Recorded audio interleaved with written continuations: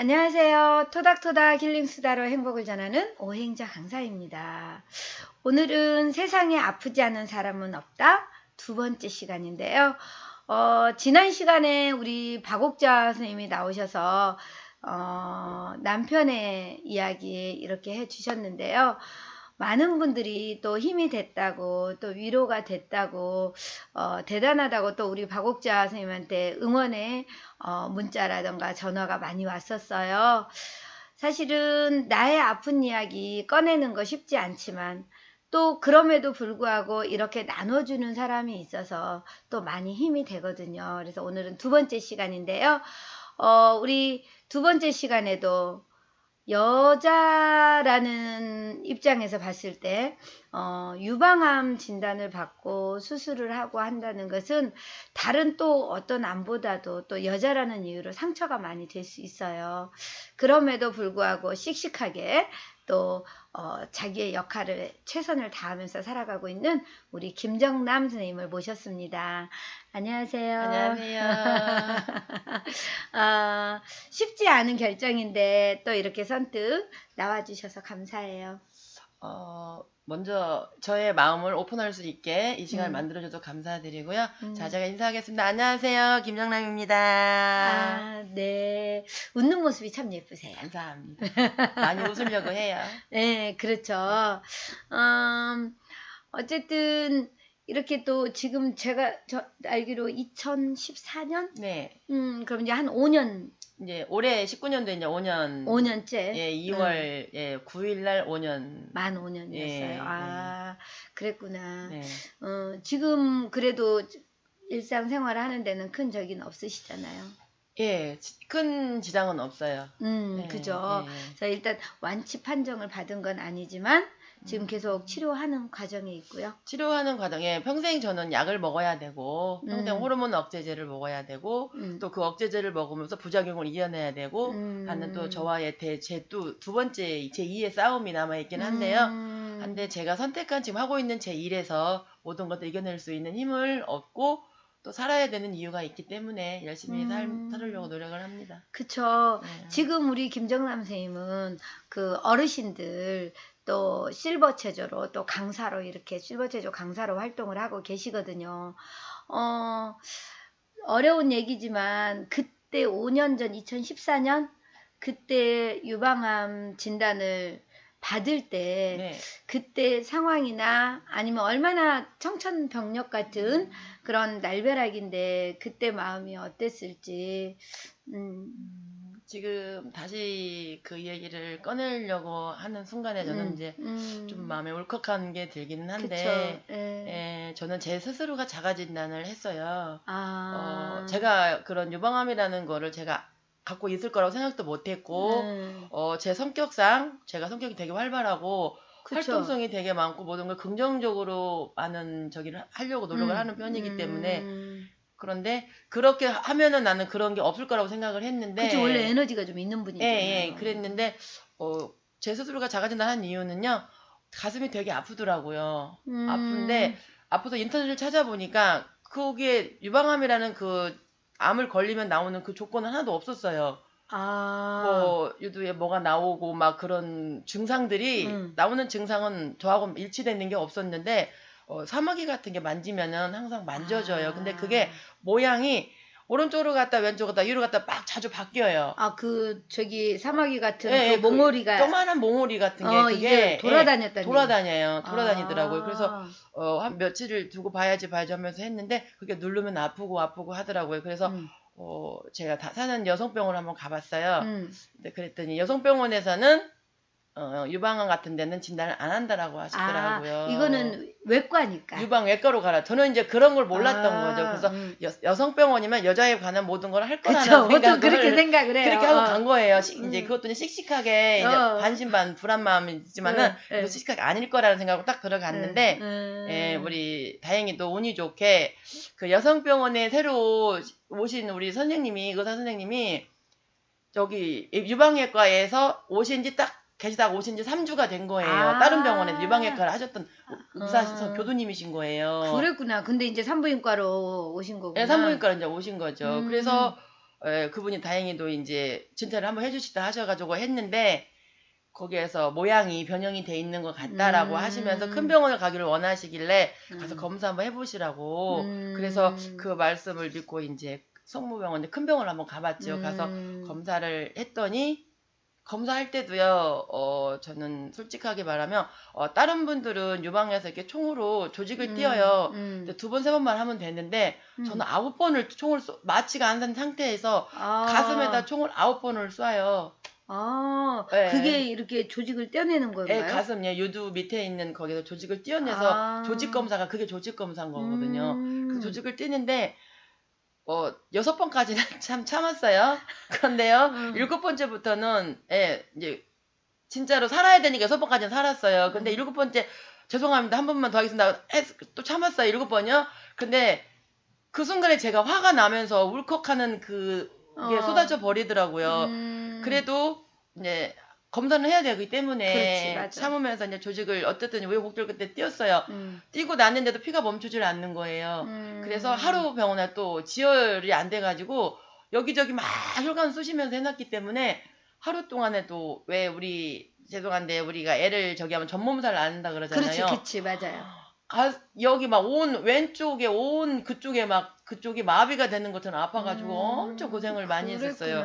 그래서 이 아픔을 참으면서도 무슨 생각을 했냐면 이 아픔을 참을 수 있으니까 제발 내가 생각하는 그것만 아니기를 바랬었어요. 맞아. 예, 그랬는데 이제 일주일이 걸리잖아요. 근데 다행히도 5일 있다가 검사 결과가 나온 거예요. 나왔는데 이제 그때 이제 퇴원하는데 며칠 날 오세요 해서 갔는데 아무도 안 데리고 갔어요. 이제 저 혼자 갔어요. 모든 검사를 다 하고 혼자 들어갔어요. 갔는데 의사 선생님이 그러시더라고요. 딱 단도직으로 딱 얘기를 그냥 다이렉트로 하시더라고요. 암입니다. 그건 제가 잘못 들은 줄 알았어요. 드라마처럼 저는 제가 잘못 들은 줄 알고 무슨 소리 하시는 거예요? 라고 얘기를 했어요. 그랬더니 암입니다라고 말씀을 하시더라고요. 그랬을 때 이제 제가 귀를 다시 한번 의심하고 한 번만 죄송한데 더 말씀해달라고 유방암입니다. 이게 거기서는 유방이라고 붙였어요. 유방암입니다. 그래서 그래요? 라고 내 스스로가 위축이 되면서 그래요? 하면서 해머로 머리를 맞은 느낌 아시죠? 그쵸. 네. 해머로 머리를 맞은 느낌을 드는데 멍하니 아무 생각이 없었어요. 없으면서 스쳐 지나간 얼굴이 딱 둘이 있었어요. 암이라는 소리에 딱 스쳐 지나간 얼굴이 딱 생각나는데 첫 번째로는 군대 간 우리 아들. 생각이 딱 났어요. 딱 군대 간 지가 딱 이제 한 달 좀 넘었기 때문에 엄마가 면회도 가줘야 되고 막 그런 생각도 딱 스치면서 그리고 나서 이제 생각되는 게 이제 우리 이제 작은 애 딱 생각이 또 드는 거예요. 그래서 우리 작은 애 같은 경우는 죄송한데 이제 좀 몸이 좀 아파요. 그래서 작은 애가 작은 애가 딸? 예, 딸이에요. 근데 몸이 좀 아픈데 걔도 엄마가 없으면은 치료를 못 해요. 그래서 그래서 제가 이제 그런 것들 때문에 나까지 아프면 안 되는데 그런 부분이 딱 떠오르면서 이제 진료실 나와가지고 거짓말 하나도 안 보태서 나와서 바로 그냥 의자 소파에 앉지 못하고 땅에 주저앉아서 멍하니 한 15분 있었던 것 같아요. 멍하니. 근데 나도 모르게 그 눈물이라는 게 혼자 중얼거리면서 울었었어요. 나 엄만데. 나는 엄만데. 그치, 엄만데. 나 엄만데. 맞아요. 면회 가야 되는데. 내 스스로 혼자 그러면서 울었었어요. 왜냐면은 저는 제가 아파서 나 혼자라면은 저는 그렇게 하지 않았을 거예요. 근데 군대 간 지 한 달밖에 안 된 애가 계속 언제 오냐고 보리차 먹고 싶다고 저 포카리 스웨트 한 모금만 먹었으면 좋겠다는 편지를 받은 적이 엊그제 같은데 근데 그런 애한테 챙겨줘야 되는 그런 마음들이 있었는데 암이라면은 우리는 크게 생각을 하잖아요. 맞아요, 내가 이제 어떻게 될지 모른다라는 거. 그랬는데 거기서 울고 한 15분 정도 혼자 울고 있으니까 간호사가 와서 이렇게 세우면서 상담을 하자고 수술 날짜 잡아야 되니까 상담을 하자고 하더라고요. 그래서 이제 부축이하고 상담실을 갔었는데 거기에서 이제 몇 기가 나오잖아요. 몇 기가 나오는데 몇 기였어요? 저 같은 경우는 이제 감사하게도 1기에서 이제 2기 넘어가는 그 단계 1기라고 보면 된대. 1기 말이라고 보면 된대요. 그래서 다행이다. 그래서 수술을 해야 된다라고 얘기를 하시길래 그럼 당연히 수술을 해야 되겠죠. 그러면서 이제 수술자를 이제 막 보시더니 2달, 3달 기다릴 수도 있다라고 얘기를 하시고 많게는 6개월까지 기다려야 된다 하더라고요. 그랬는데 딱 그러고 나서 이제 그러면은 나오는 대로 전화 달라고 그러고 나서 다시 이제 의사 선생님이 다시 불렀어요, 저를.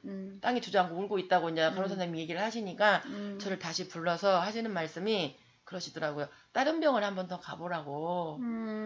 다른 병원 한 번 더 가보시고 젊은 나이에 분명히 그 충격은 이해를 합니다. 그러면 다른 병원 가보라 그러길래 제가 그랬죠. 저는 다른 병원 안 갈 거라고. 다른 병원 안 갈 거고요. 선생님 믿고 제 목숨 맡길 거고 선생님 믿고 저기서 치료할 겁니다. 그러니까 저 믿는 만큼 저한테 믿음을 주시면 될 거라고 생각한다고. 저 다른 병원 안 갑니다. 그랬더니 정말 안 갑니까? 라고 2번을 여쭤보시길래 저 안 갑니다. 저 그냥 교수님 믿고 제 몸 맡길게요. 제가 교수님 믿으면은 저한테 분명 좋은 결과가 있을 거라고 생각을 한다고 제가 울면서 얘기를 했어요. 그러면서 저는 제 목숨이 소중하다라는 거, 누구든 목숨은 소중하다. 그런데 제가 왜 살아야 되는지는 저는 아시지 않냐고. 자식 때문에 살아야 된다라고 얘기했어요. 엄마는, 여자는, 엄마는, 그렇죠. 그러니까 선생님이 한참 이제 어디 전화를 하시더니 일주일 안에 이제 수술을 해주신 거예요. 그래서 그래서 빨리 하는 게 일단은 유리하잖아요. 유리하죠. 전이가 이제 퍼지지 않으니까. 그러니까. 그래서 바로 3일 있다가 입원을 해서 이렇게 돼서 수술을 좀 빨리 하게 됐어요. 그래서 전 되게 운이 좋은 게 그 처음에 갔던 병원에서 1차로 갔던 병원에서도 원래 보지 않는데 봐주셔가지고 제 변형이 된 걸 발견해 주시고 또 다시 교수님이 다시 재진을 다시 신청을 안 했는데도 다시 상담을 해주시면서 날짜 병실까지 다 이렇게 다이렉트로 해주시는 것도 그렇고 되게 감사해서 그래서 믿음이라는 게 이런 거구나라는 걸 저는 느꼈어요. 누군가에게 내가 정말로 진짜로 이 사람을 믿고 뭔가를 맡긴다 마음을 오픈한다면 이런 마음이 오는구나라는 거를 저는 그때 느꼈고요. 그리고 저는 수술실 들어갈 때도 저는 없었어요. 수술실 들어갈 때도 저희 언니가 오기로 했었는데 이제 우리 언니 아들이 축구 선수인데 축구를 하다가 눈이 찢어져서 실명이 될 위기에 있어가지고 급하게 수술이 들어가 버린 거예요. 그래서 수술실에도 이제 그럼 수술실을 혼자 수술실에 이제 아무도 없어가지고 급하게 이제 저희 친구를 오라 그랬어요. 그래갖고 이제 친구 2명이 왔어요. 근데 되게 수술실 들어가 침대에 누워서 저는 엄청 제 스스로가 이겨내야 되기 때문에 이건 제 몫이기 때문에 언니들이 많아도 안 와도 그런 부분도 서운하게 생각을 하지 않았고 제가 내 몫이니까 이겨내야 한다고 생각은 하는데 무섭고 겁은 났죠. 그때 아이들 아무도 없었어요. 아이들은 알고는 있었어요? 아니 아무도 몰랐어요. 그때까지도? 네, 저는 얘기를 안 했어요. 그냥 잠깐 여행 갔다 올게라고만 얘기를 했었어요. 여행을 며칠 갔다 올 거냐라고 그때 이제 우리 작은 애는 고3이었고 우리 아들은 그래서 작은 애하고 둘이 이제 있었으니까 작은 애한테 얘기할 필요가 없는 것 같아서 고3 공부를 해야 되기 때문에 뭐 이제 걔도 아픈 몸이라서도 신경을 쓰다 보면 제가 그 옆에 있어주지 못하기 때문에 걔도 신경을 많이 쓰면 안 되는 머리 쪽에 이제 저기에서 많이 쓰면 안 되기 때문에 그래서 얘기를 안 하고 혼자 이제 수술실을 이제 들어간 건데 수술실 들어가 침대에 딱 눕는 순간에 나도 모르게 내 소름이 폭받쳤어요. 그래서 제가 7시에 수술인데 7시 수술인데 수술 30분이 뒤로 계속 지연이 되는 거예요. 울어가지고. 너무 그냥 엉엉이 아니라 꺽꺽꺽이었어요. 진짜. 지금도 생각하면 그때 제가 그 울음에 대해서 다시 얘기하자면 제가 너무 저는 열심히 살았다고 생각을 했는데 맞아요. 왜 나 진짜 남한테 피해 안 주고 정말 열심히 선하게 살았다고 생각을 했는데 내가 부족했나 보다라는 생각에서 되게 아무튼 원망하는 것도 있었고 또 맞아요. 그 울음 속에 많은 게 들어있었어요. 열심히 더 이를 악물고 살아나와서 정말 버릇난 듯이 한번 진짜로 더 힘차게 한번 날개짓을 해봐야겠다는 생각도 했었어요. 그러니까 보통 보면은 우리가 암이다라는 진단을 딱 받았을 때 어떻게 보면 보통 사람들이 내 인생 끝이네라는 생각을 하다 보니까 일단은 억울함이 먼저 오죠. 그래서 원망을 하잖아요. 내가 왜 나 열심히 살았는데 최선을 다해서 산 거밖에 없는데 내가 왜 이런 생각을 많이 하죠. 그렇죠. 그 과정은 또 다 거치는 것 같아요. 맞아요. 저 같은 경우는 이제 그런 왜라는 말에 그 답을 하자면 저는 직업을 하나의 직업이 아니라 하루에 2시간 반, 3시간씩 많게는 3시간 자면서 정말 열심히 살았거든요. 그렇지. 예, 아침 9시에 출근해서 슈퍼에서 캐셔를 하고 또 여기저기 다니면서 계속 시간 타임으로 일을 하면서 예, 정말 1분 1초라도 헛되게 보내지 않으려고 그리고 당당하게 우리 애들한테 뭔가를 보여주려고 열심히 살았던 건데 그렇게 살은 나한테 왜? 라는 그 물음표가 정말로 예, 정말 싫었었어요. 그렇죠. 열심히 살았기 때문에 어쩌면 더 억울했을 거고 더 받아들이기가 힘들었을 거고 그리고 또 이제 더 힘든 거는 자식이 있으니까 엄마의 기준에서는 내 자식이 그럼 내가 이렇게 아파버리면 어떡하지라는 생각이 먼저 오는데 우리 선생님 같은 경우는 아들이 군대 간 지 한 달밖에 안 됐고 또 딸이 좀 안 좋은 상태니까 네, 우리 딸이 좀 몸이 아프고 하니까 우리 딸 같은 경우도 엄마가 항상 옆에 있어야 되는 상황이에요. 맞아요. 예. 그러면 더 그랬을 것 같아요. 지금은 좀 어떠세요? 지금 이제 한 5년이 지났으니까 만 5년이 됐으니까 항암 치료도 그때 이렇게 다 하셨겠네요.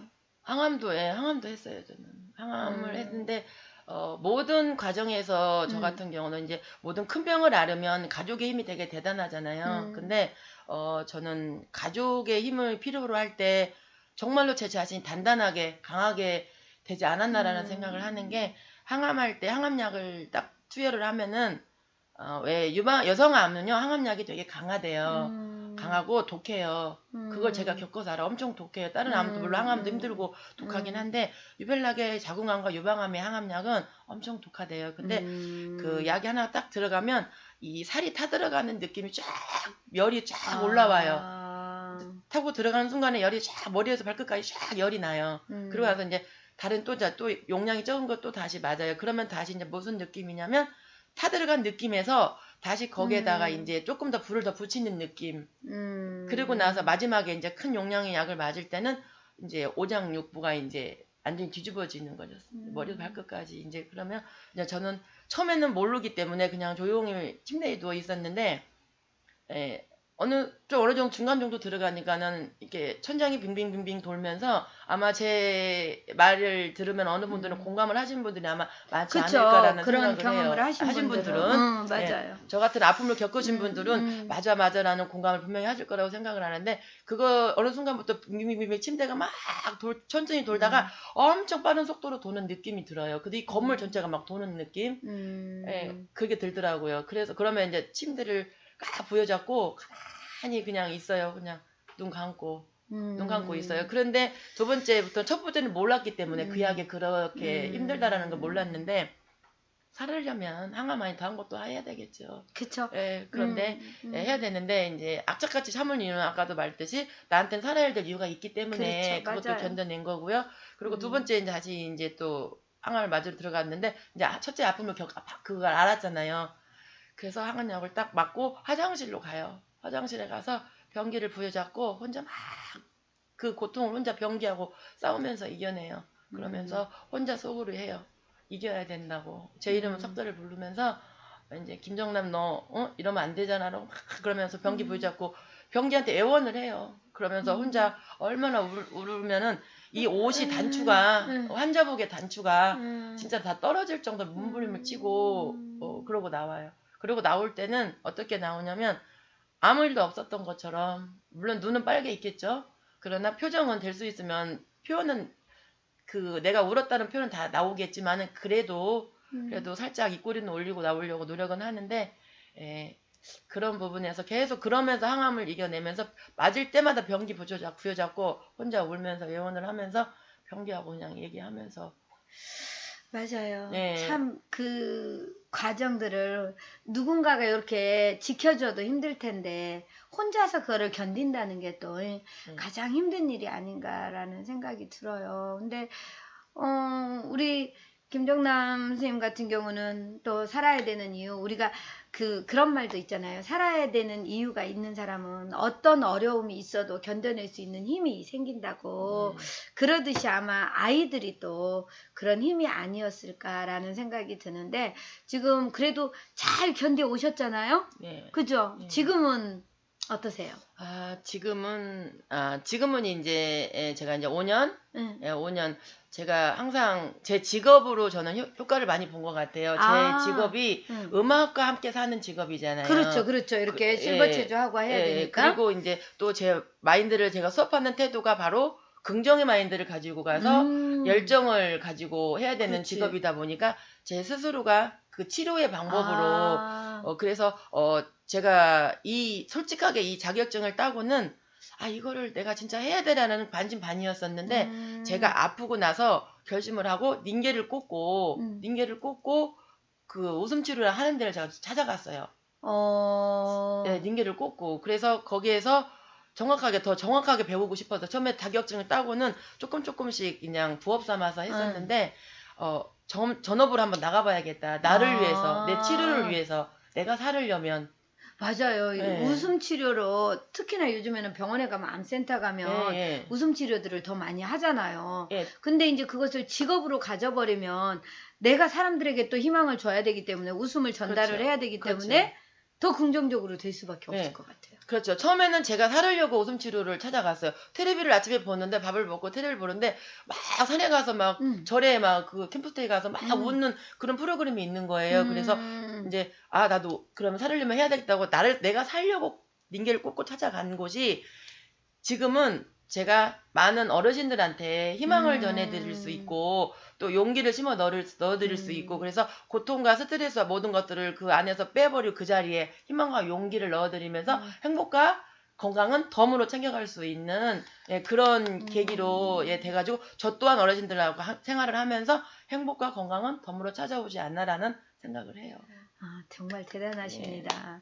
근데 이제 그랬을 것 같아요. 아이들도 엄마를 아팠을 때 그걸 알았을 때 되게 힘들었겠지만 우리 선생님이 가장 먼저 아이를 걱정하듯이 선생님의 엄마도 우리 선생님의 그 아픈 걸 알았을 때 참 많이 힘들지 않으셨을까라는 생각이 들어요. 엄마한테는 제가 언니들한테도 부탁을 했었어요. 우리 엄마는 이제 연세가 있으시고 하니까 그리고 어느 부모가 자식이 그렇게 아프다 그러면 우리도 자식이 있다 보니까 알잖아요. 더 마음이 아픈 거 그래서 말을 하지 말았으면 좋겠다고 했는데 어느 순간에 이제 세상에 비밀은 없듯이 그렇죠. 어떻게 5년 중에 말 끝에 이제 말이 나와서 이제 전달이 엄마한테 된 거예요. 그래서 이제 명절 추석이었는데 그때쯤 추석이었는데 제가 전화도 안 받고 전화를 하면 목소리에 힘이 없고 그러니까 이제 엄마가 여쭤본 거죠. 우리 언니한테. 이렇게 해서 막내는 왜 전화할 때 힘이 없고 어디 아픈가 보더라. 한번 찾아가 봐라. 그러니까 언니가 얘기하다가 얘기를 이제 들으신 거예요. 전화가 왔더라고요. 그래서 이제 그냥 칙칙하게 엄마 왜? 오고 전화를 평상시 똑같이 받았는데 그때 이제 항암을 2차 끝나고 와서 이제 몸이 아파서 누워있는데 이제 온 거였죠. 그래서 엄마 왜? 그러고 저 칙칙 받았더니 엄마가 이제 울으시면서 내 새끼 아프냐라고 얘기하시면서 그러네. 내 새끼 아프냐 그 말에 내 새끼 어디 아프냐 내 새끼 왜 아프냐 응? 누가 내 새끼 아프게 했다냐 저희가 전라도거든요. 어떤 썩을 놈이 내 새끼 아프게 했는지 응? 내가 가만 안 놔둘 거라고 우리 새끼 얼마나 착한 새끼인데 새끼 아픔을 주냐고 너 애미 놓고 절대 먼저 가면 너 죽을 줄 알으라고 우리 엄마가 이제 얘기하시면서 아이고 왜 전라도 사투리로 엄청 우시면서 얘기하시더라고요. 너 엄마 놓고 절대 먼저 가면 너 그거 용서 못 한다고. 내 새끼 힘내고 내 새끼 이길 수 있지. 저는 내 새끼라는 말을요. 제가 아파서 처음으로 들었어요. 그 말을. 저희가 7남매인데 그랬구나. 네, 저희가 7남매인데 자식이 많다 보니까 엄마가 아무리 사랑이 많아도 자식이 많으면 사랑도 분산되잖아요. 근데다가 저는 이제 딸이 5인데 제가 5째예요. 딸로만. 근데 이제 딸만 5이다 보니까 저를 낳았을 때 우리 엄마가 이제 옛날에는 아들을 못 낳으면 그렇지. 대우를 못 받으니까 못 받으니까 저를 낳아서 돌돌돌 말아가지고 그냥 운묵에 던져버렸어요. 죽든지 살든지 너 맘대로 하라고 그러고 나서 이제 당신도 물 한 모금 누가 갖다 준 사람 없으니까 딸만 낳았다고 딸 5 낳았으니까 당신도 애 낳고 물 한 모금 누가 갖다 준 사람 없고 뭐 챙겨준 사람 없으니까 그러고 나서 몸 풀고 애 낳고 바로 밭일을 가신 거예요. 옛날에는 그렇게 많이 사셨으니까 그랬는데 그리고 딱 밭에 갔다 왔더니 이제 저를 딱 도자기를 펴보니까 제가 쌩긋쌩긋 엄마를 보고 웃고 있더래요. 그래서 아이고 이거 내 새끼 될라나 보다 하고 그때부터 젖을 이제 빈젖을 물리신 거예요. 그러고 나서 이제 6살 때 제가 이제 말도 안 듣고 막 이제 없는 살림에 힘들 스트레스 쌓이겠죠. 짜증도 나겠죠. 시어머니한테 대우는 못 받고 구박을 받으면서 저기 하고 하니까 제가 이제 무슨 일을 저질러서 동생과 싸우고 항아리를 깼어요. 그랬더니 그 왜 자치기라고 하세요? 알아요. 자치기 알아요. 하다가 나무로 이렇게 자치기 하다가 이렇게 탁 쳤는데 그 자치기가 이렇게 정확하게 항아리를 엄마가 아끼는 항아리를 깨버린 거예요. 그래가지고 엄마가 이제 저희를 두부장사해서 저희 7남매를 키웠어요. 두부장사해서. 추우나 더우나 엄마는 두부를 만들어서 항상 팔로 다라에다 물 넣어가고 이고 다니면서 그래서 지금도 저희 엄마의 이제 이 목이 이렇게 쏙 들어가 있고 허리가 굽고 모든 부분들이 그런 고생에서 나오는 삶에서 나오는 몸의 형태인데 그래서 그런 거 볼 때마다 참 마음이 많이 아프기도 한데 그런데 그랬다고 이제 저를 다시 저희 집에 앞에 그 강이 이제 저수지가 있어요. 거기다 저를 던져버렸어요. 오죽했으면 그랬어요. 엄마 마음이. 지금 생각하면 엄마를 이해하는데 6살에 저는 이제 아무 명문도 모르고 그렇지. 엄마가 안아주니까 좋아가지고 저기 하다 그냥 저수지에 던진 거잖아요. 그래서 우리 옆집에 사는 이제 친구 엄마가 갈기로 이렇게 건져가지고 그렇게 긁어가지고 저를 이제 살린 거죠. 그랬던 자식이 이제 다시 이렇게 아프고 이렇게 모진 삶만 살고 있으니까 이제 엄마 마음에서는 많은 이제 죄의식을 느끼셨던 것 같아요. 엄마는 얼마나 마음이 아팠을까. 아마 그런 딸이어서 더 많이 미안하고 더 많이 안타깝고 그래서 내 새끼 하셨을 것 같아요. 그래서 저는 그런 사랑을 못 받고 학교 다닐 때도 제 도시락에는 계란 후라이가 한 번도 올라온 적이 없었어요. 항상 밑에 이제 남동생이 둘이 있는데 거기에 치여서 닭이 알을 낳으면 아침에 계란 후라이를 까만 후라이판에 전 지금도 기억을 하는데 너무 먹고 싶었어요. 근데 엄마가 해주질 않으니까 해달라고 때도 안 썼어요. 그리고 저는 뭐 학교에서 뭐를 가지고 와라 하면 돈 들어가는 건 전 엄마한테 얘기를 안 했어요. 왜냐면 뻔한 거기 때문에 나보다는 동생들 아들을 먼저 챙길 거란 걸 뻔하기 때문에 저는 얘기를 안 했어요. 근데 그렇게 사랑을 못 받고 여리 치고 저리 치고 아들한테 치고 언니들한테 치고 하다 보니까 내 새끼라는 표현을 한 번도 들어보질 못했는데 아파서 누워있는데 그 힘든 시기에 내 새끼라는 소리를 들었을 때 정말로 내가 엄마 딸이구나. 우리 엄마가 나 사랑하는구나. 그 엄마의 마음을 알았고 또 제가 결혼을 이제 해서 이렇게 자식을 키우다 보니까 그런 마음을 100% 공감하면서 이해가 되더라고요. 그래서 그 내 새끼라는 말에 지금도 그래서 우리 엄마는 항상 전화하면 지금도 그래요. 제가 아프고 난 이후부터는 전화하면 우리 내 새끼 전화 있냐 이래요. 그 말이 너무 좋은 것 같아요. 저도 우리 딸한테 내 새끼라고 좀 불러줘야 되겠습니다. 그 내 새끼라는 표현이 너무 좋은 것 같아요. 그래요. 근데 그 딸이 뭐 이번에 그 칠순잔치도 엄마 해드렸다면서요? 팔순잔치?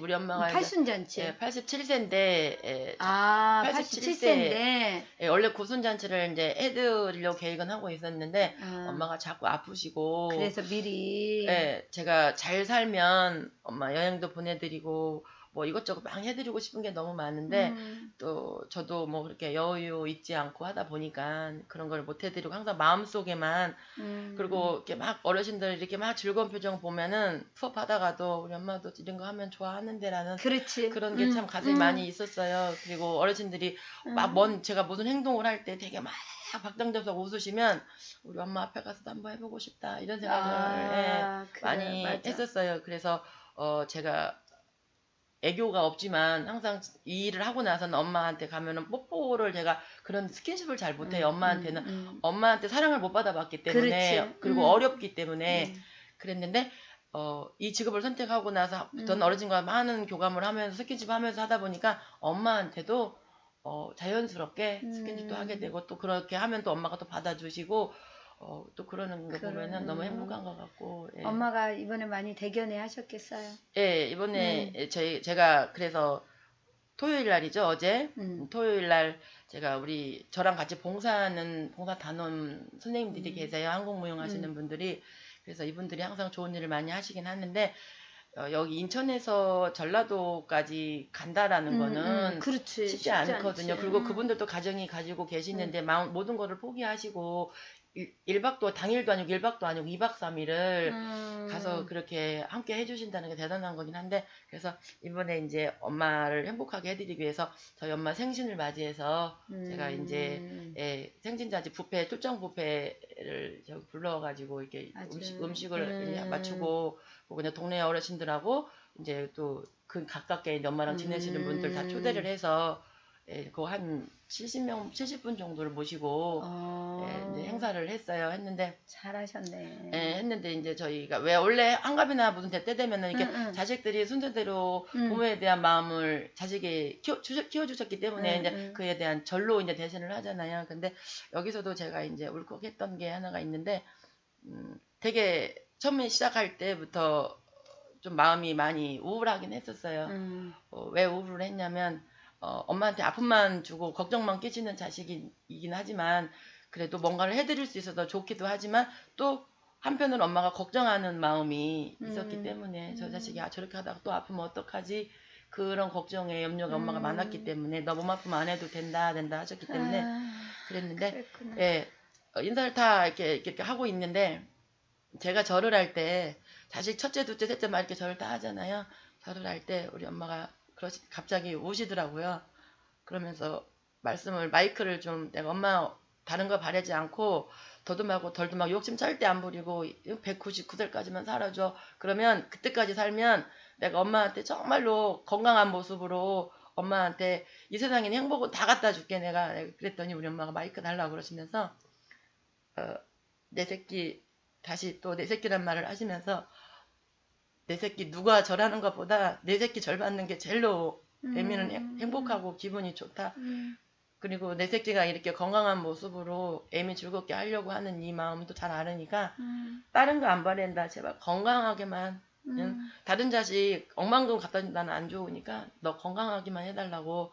이 세상에 행복 다 안 갖다도 좋으니까 네 건강만 챙겨줬으면 좋겠다라는 말을 하시면서, 동네 사람들 이 새끼가 이렇게 아픈데, 이 새끼가 아픈데 나한테 와서 이렇게 효도한다고 와서 하는데 박수 한 번만 달라고 그러시면서, 내가 오늘 내 새끼한테 마음을 한번 전해야겠다 그러면서, 야, 오늘도 웃는다 나그네 서름이라는 노래가 있더라고요. 그 노래를 울으시면서 노래를 하시더라고요. 저희 엄마가 폴더예요. 폴더인데도 안전 폴더예요. 그래서 고개를 요렇게밖에 못 들어요. 허리가 굽으셔서. 네, 그런데 허리가 굽어서, 허리가 이제 쉽게 말하면 폴더도 완전히 진짜 구식 폴더라고 봐야죠. 근데 그런 폴더된 몸으로 제 얼굴을 보면서 노래를 하시면서, 최대한 엄마는 강하다 그러잖아요. 자식 앞에서 눈물을 보이기는 싫은데 더구나 경사인 좋은 잔치에 그래도 당신 마음이니까 오시면서 오늘도 걷는다 하시면서, 그 노래 가사가 그날따라 너무 슬픈 거예요. 그래서 그런 이제 엊그저께죠. 어저께 그 행사를 하고 왔는데, 아까도 오면서 엄마 나 잘 도착했어 라고 얘기를 했더니 그러시더라고요. 앞으로는 물이라는 거는 너한테 필요 없는 거고 그냥 네 흘러가는 대로 네 편한 대로 살아라고. 절대 애미한테 손톱만큼도 신경 쓰지 말으라고. 애미는 너를 믿는다고. 맞아요. 그게 부모 마음이네요. 그게 부모 마음인데, 그래도 우리 이제는 우리 김정남 선생님 건강해지시고 또 아이들도 지키고, 또 엄마한테 어렸을 때는 상처도 있었지만 엄마와 화해하면서 또 엄마를 기쁘게 해드리고 효녀네요. 얘 효녀일까요? 그럼요. 효녀예요. 어쨌든 너무 오늘 힘든 이야기 꺼내주셔서 너무 감사하고요. 우리 토닥토닥 힐링수다 시청자님들께 혹시라도 우리 선생님처럼 아픈 상황, 또 잘 견뎌내고 있는 그런 절망 속에 있기도 하고 견뎌내가는 과정에 있는 분들께 힘내시라고 응원의 한마디 부탁드릴게요. 아픔은 저는 그런 것 같아요. 내가 어떻게 받아들이고 어떻게 헤쳐나가느냐에 따라서 그 결과는 다르다고 생각을 해요. 저 같은 경우 다시 말하자면 유방암이 호르몬의 변화로 생기는 병이잖아요. 그런데 다시 제2의 병이 이제 갑상선 항진증이 생겼어요. 그래서 저도 갑상선 항진증은 살짝 관리가 안 되면 침하면 눈이 살짝 튀어나오잖아요. 그래서 이제 그런 외모의 변화로 생겨 살짝 외축이 돼 어느 순간 외축이 돼 있었는데, 저한테 그 위축된 마음을 이겨낼 수 있는 힘을 주신 분이 계세요. 근데 이분의 그 말 한마디가 정말로 저한테 큰 힘이 되고 이겨낼 수 있는 그런 의지를 다시 심어주신 것 같은데 이게 그런 것 같아요. 주위에서 어떻게 나를 함께 해주느냐 그리고 내가 어떻게 받아들이느냐 그런데 세상에 안 되는 건 없는 것 같아요. 긍정이라는 거는요, 열정이라는 건요, 내가 갖고 있는 만큼 분명 좋은 결과를 줄 거라고 생각을 하고요. 나 힘들어, 나 죽겠어 하면 죽을 일만 생길 거라고 생각을 해요. 그래서 된다, 잘 된다, 한다, 잘한다라는 생각으로 잘 이겨나가시고 내 안에 희망의 나무를 키우시고 용기의 열매를 주렁주렁 열리셔서 건강한 행복은 덤으로 찾을 수 있지 않나라는 생각을 해요. 그래서 지혜롭게 잘 헤쳐나갔으면 좋겠다는 생각을 해요. 그 방법은 웃음입니다. 네, 아유, 그래요. 우리가 아프고 힘들지만 또 주위에서 한마디라도 힘이 되는 긍정의 한마디가 또 힘이 되고 내 스스로 그것을 이겨낼 수 있다는 희망 그리고 긍정적인 마음 이렇게 웃음이 결국은 우리가 또 더 좋은 일을 만들어내지 않을까라는 생각이 드네요. 우리가 조금 아프다고 처음에는 그거를 받아들이기가 어렵지만 그럼에도 불구하고 우리는 받아들이지 않을 수 없잖아요. 우리가 주어진 상황을 거부하는 내 마음만큼 힘들어지는 것 같아요. 우리 김정남 선생님 오늘 힘든 이야기 꺼내주시고 또 우리 시청자님들께 희망을 주셔서 정말 감사합니다. 감사합니다.